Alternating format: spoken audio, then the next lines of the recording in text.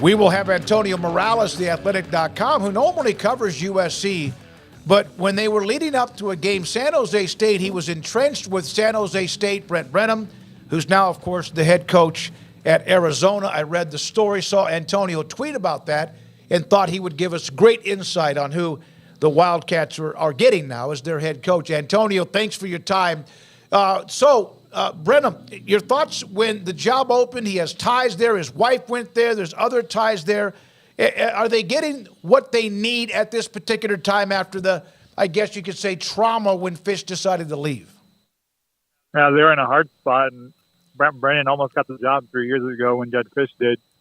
So he made logical sense from that point of view as a guy who narrowly missed it last time, and he's done a good job at San Jose State since he didn't get it last time. So I think it made sense for them. He's someone with ties to the school, someone who's done a good job at a place that doesn't have very many resources. And everything in my mind, he gets the most out of what he has on hand. And he didn't have a lot in San Jose. So now that he has some semblance of resources, I think he can do good things at Arizona. Antonio, can you go into a bit of detail there on those lack of resources? Because there are many programs, even in his own conference, that by comparison are awash in resources.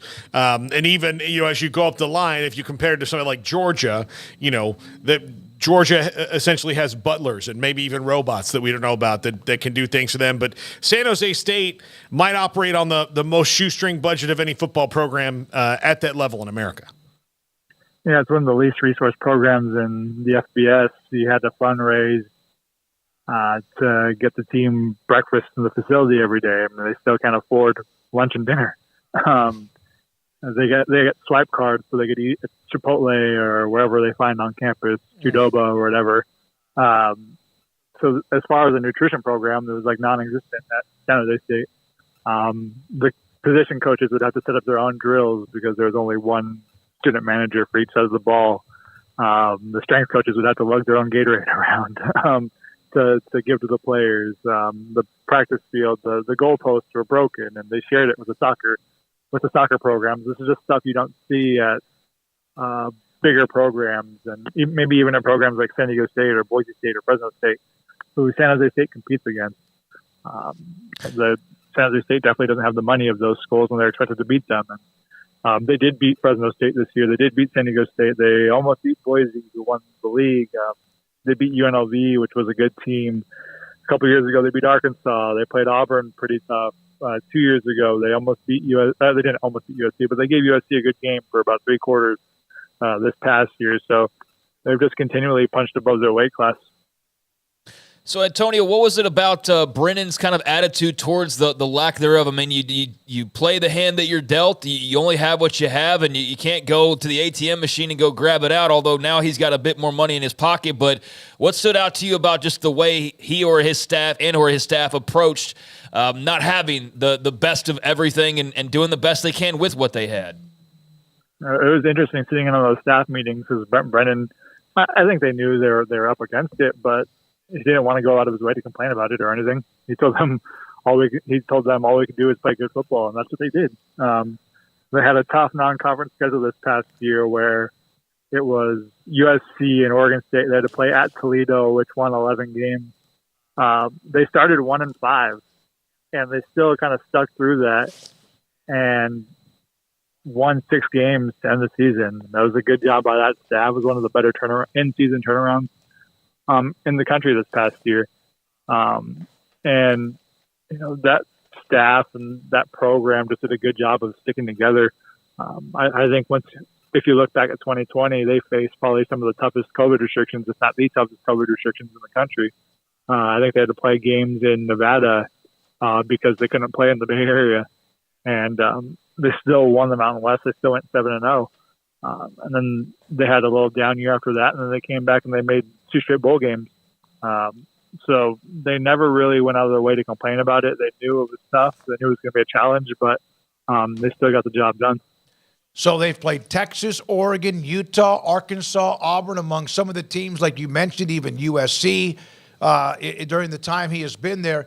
So is he one of those? It's not so much just like he likes to build a chip on his shoulder. He thrives and enjoys. I mean, I'm sure he'd love to have better facilities where he goes, but it's almost as if he thrives in that type of scenario. Yeah, I think he knows there's challenges wherever you go. Those were the challenges that were there at San Jose State, and he's going to have challenges at Arizona. We saw Arizona even when they were doing well, and they looked like they were on a positive trajectory. Last year, I mean, they were still losing players in the portal to like USC and other places. So it's new challenges at Arizona, and I'm sure he's excited about the facilities there and what's going on and what they have. Obviously, it's a stark contrast to what he had at San Jose. So I think he's looking forward to it, but everywhere there's going to be challenges. It's a different level of expectations that he'll have at Arizona than he did at San Jose. He has a big job in front of him in keeping a very good quarterback and very good wide receiver on that roster. It appears right now that they're leaning towards staying.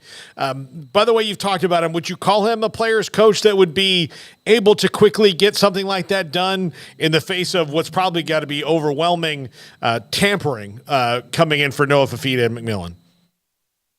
I mean, we'll see what happens with roster retention, but he's definitely a player's coach.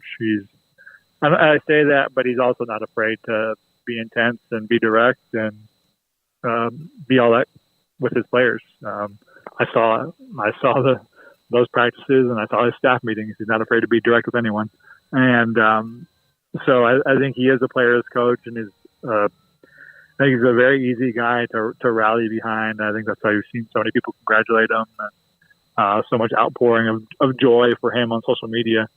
Just because he is a genuine dude and a very likable guy, and kind of what you see is what you get. He's very relaxed, very laid back, but also serious when he needs to be.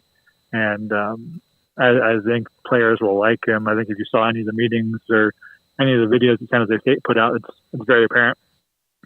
Antonio, you also, of course, mainly cover USC, and that's why you were at San Jose State embedded with them as they were going to play Lincoln Riley and USC. USC's been kind of quiet. They did get the transfer quarterback. They needed that. Then the young man that opted into, I guess, an earlier year that's a highly, if not the highest-ranked player in high school football as a quarterback. What would you say? How would you describe their offseason? It's been different for sure. There's not as much hype as there has been the past couple of years. I think people aren't expecting much from them in 2024. Going into the Big Ten, they had a disappointing 2023. One of the bigger disappointments in the sport in 2023. So it's a different it's more of a keep your head down, try to do what's right sort of offseason for them. And Lincoln Riley hired a good defensive staff, but there's still plenty of questions about them going forward and recruiting and how they hold up in the line of scrimmage. So they've been quiet, like I said, keeping their head down, but we'll see what happens and kind of if they make any more additions in the portal. Thank you very much, Antonio. Appreciate your time. And as we move forward the offseason, eventually we hope to get to spring drills where we talk more and more about football. But then again, it's every day the portal, NIL, et cetera. And who knows when we have something with realignment that pops up too. But